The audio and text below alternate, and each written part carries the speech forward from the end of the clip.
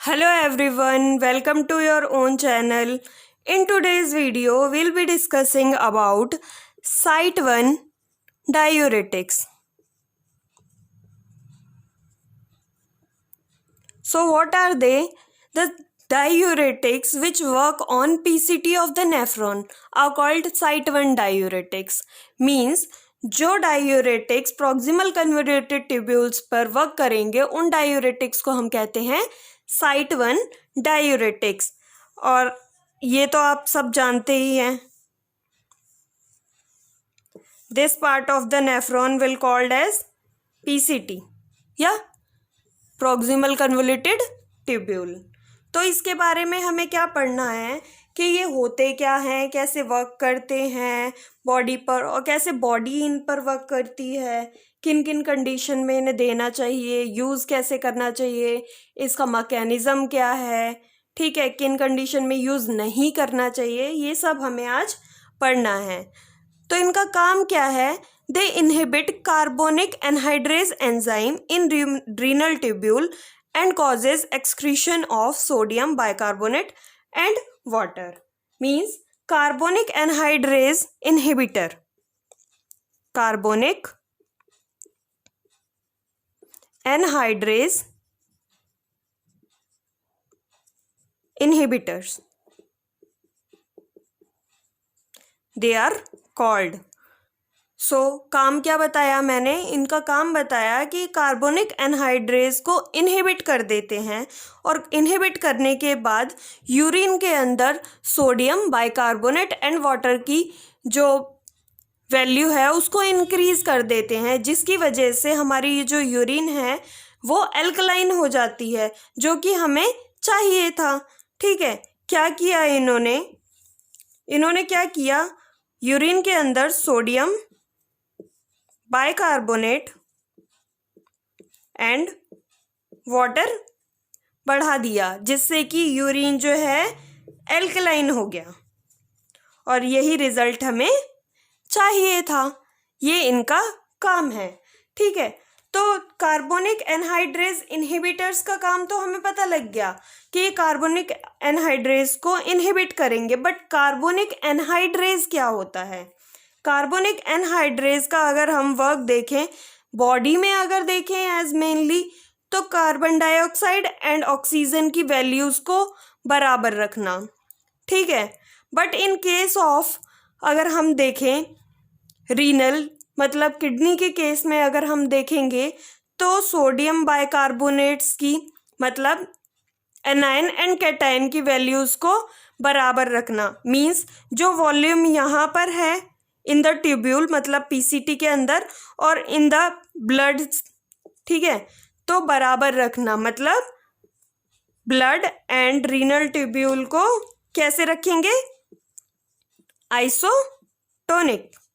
अब in case अगर हमें आइसोटोनिक नहीं रखना है, मीन्स हमें यहाँ पर अपनी जो यूरिन है वो एल्कलाइन चाहिए, तब हम इसका यूज़ करेंगे किसका? CaI का, मीन्स कार्बोनिक एनहाइड्रेज इनहिबिटर्स का। इतना समझ आया आप लोगों को? अब हम देखते हैं कि सबसे ज़्यादा यूज़ की जाने वाली carbonic anhydrase inhibitor means CaI जो हैं वो होते क्या हैं? उसका नाम है एसिटाजोलामाइड। या this you will be learning and you should remember this. Okay, इतना हमें समझ आया कि होगा क्या। अब हम अगर बात करें किडनी के अलावा हम इसका यूज़ अगर क्लिनिकली देखें तो हम कहाँ करते हैं? इसका के जो यूज़ है हम आई में यूज़ करते हैं। आई में जैसा कि मैंने लास्ट वीडियो में बताया था आपको, ग्लूकोमा के केस में हम ऑस्मोटिक डायूरेटिक्स का यूज़ कर रहे थे। ठीक है, ऐसे ही ग्लूकोमा के केस में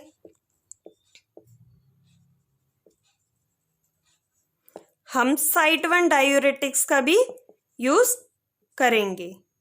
अगर मेनली अगर मैं कहूँ तो ग्लूकोमा के केस में ही साइट 1 डायूरेटिक्स का यूज़ किया जाता है।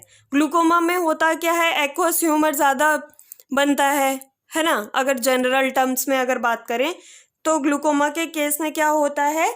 एक्वस ह्यूमर जो है बहुत ज़्यादा बनता है, तो उस एक्वस ह्यूमर को उससे जो प्रेशर पड़ रहा है आई पर, ठीक है, ड्यू टू ग्लूकोमा जो इंट्राओक्यूलर प्रेशर पड़ रहा है उसको कम करने के लिए हम लोग साइट 1 डायूरेटिक्स का यूज़ करते हैं। ठीक है, अब मैकेनिज्म की बात करते हैं कि कैसे ये लोग वर्क करते हैं। साइट 1 डायूरेटिक्स जो हैं वो वर्क कैसे करते हैं। जैसा कि हमने बताया था, एसिटाजोलामाइड आपने प्रोवाइड कर दिया, ठीक है, पेशेंट को एसिटाजोलामाइड आपने प्रोवाइड किया, उसके बाद ये क्या करेगा, इनहिबिट करेगा,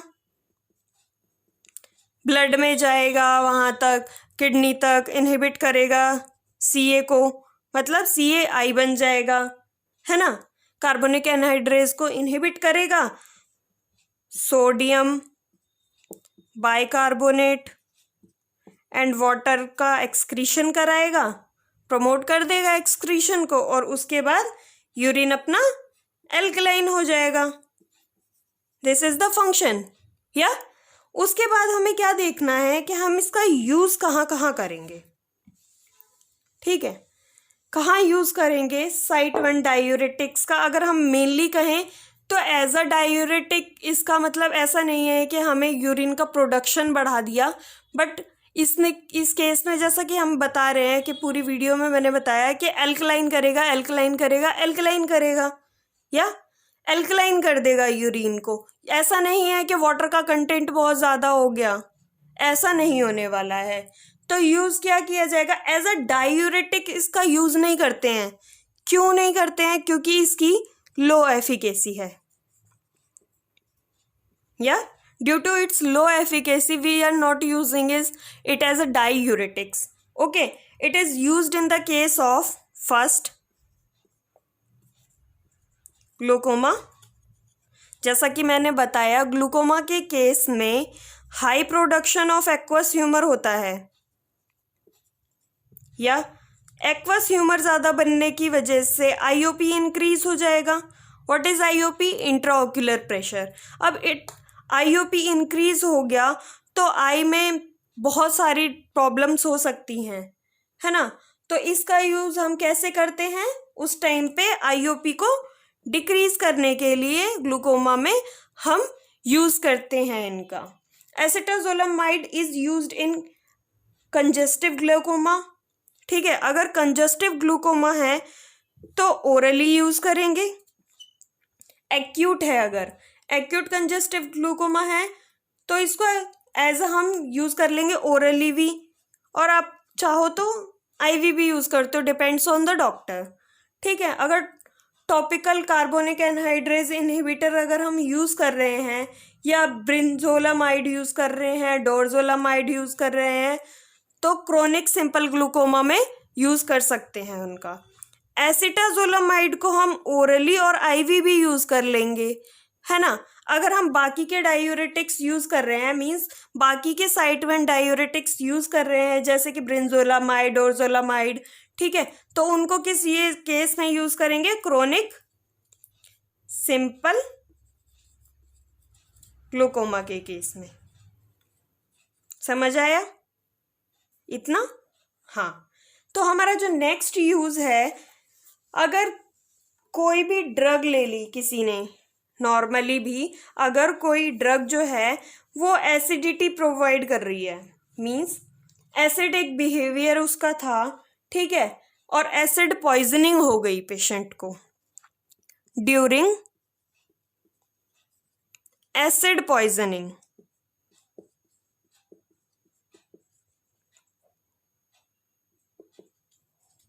ड्यूरिंग एसिड पॉइजनिंग क्या होगा, बॉडी में एसिड का कंटेंट बहुत ज़्यादा होगा, ठीक है, तो हमको क्या करना है, हमको वो चीज़ कम करनी है, ठीक है।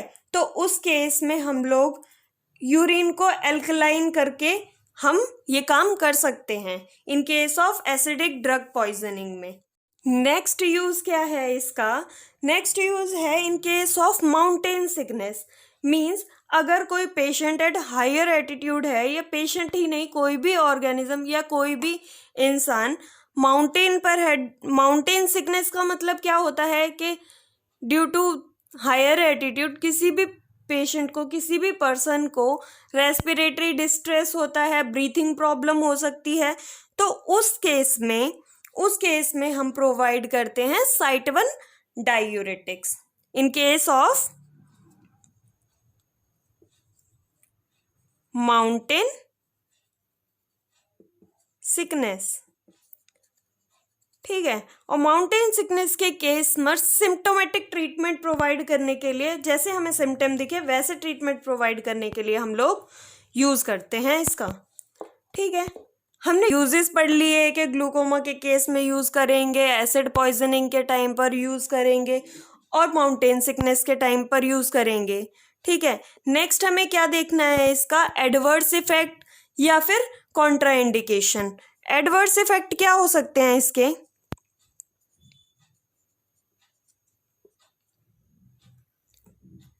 अगर कोई भी पेशेंट को हायर अमाउंट में CAI प्रोवाइड किया आपने, ठीक है, या फिर उसको एलर्जी हुआ, ठीक, तो उसको क्या हो जाएगा, hypokalaemia. Hypokalaemia can be occur in case of adverse effect of site 1 diuretics. Metabolic acidosis हो सकता है उसे,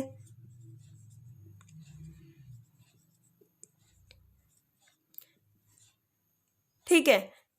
अपना पुराना हेडेक, स्किन रैशेस हो सकते हैं उसे, tingling effect can be shown, या नमनेस आ जाएगी उसके हैंड में एंड फीट में,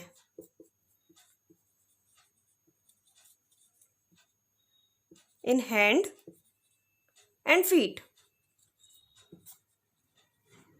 If you are providing Site 1 diuretics in higher amount, then hypokalemia can occur। मतलब बाकी के जो हम निकाल दे रहे हैं, ठीक है, सोडियम हम निकाल दे रहे हैं, बाइकार्बोनेट हम निकाल दे रहे हैं, वाटर निकाल दे रहे हैं, उस केस पे सोडियम तो बॉडी में कम हो जाएगा, ठीक है। और बाकी के भी जो है हमारे जो डायूरेटिक्स के टाइम पर हम यूज़ कर रहे हैं, ठीक है, बाइकार्बोनेट, वाटर, वो भी कम होगा बॉडी में, या बॉडी में तो कम होगा ना, अगर बॉडी से ज़्यादा रिलीज हो रहा है तो उन केस में पोटेशियम भी कम हो जाएगा, ठीक है। हाइपोकैलिमिया हो सकता है। मेटाबॉलिक एसिडोसिस कैसे हो सकता है, अब मीन्स एल्कलाइन आप निकाले जा रहे हो बॉडी में से, ठीक है, और मेटाबॉलिज्म में सीधी बात है एसिड तो ज़्यादा हो जाएगा ना, तो एसिडिक हो जाएगा, ठीक है, सब कुछ अंदर का वातावरण, तो मेटाबॉलिक एसिडोसिस भी हो सकता है। हेडेक हो सकता है पर्सन को, स्किन रैशेस शो कर सकते हैं, टिंगलिंग इफेक्ट शो कर सकता है, नंबनेस हो सकती है हैंड में एंड फीट में, या। और अगर हम बात करें कॉन्ट्रा इंडिकेशन की, तो कॉन्ट्रा इंडिकेशन क्या क्या है, in such cases you can't provide the site 1 diuretics, actually you can't provide Contra indication.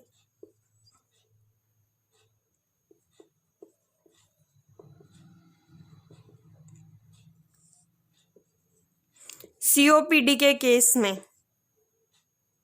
And liver disease के केस में,